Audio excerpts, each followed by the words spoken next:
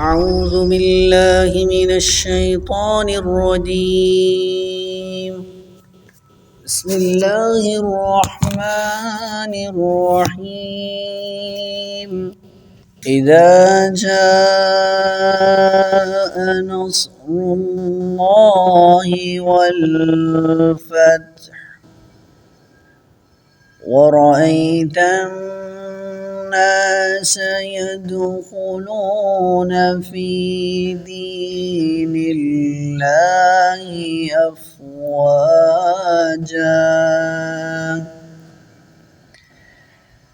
فسبح بحمد ربك واستغفره إنه كان توابا.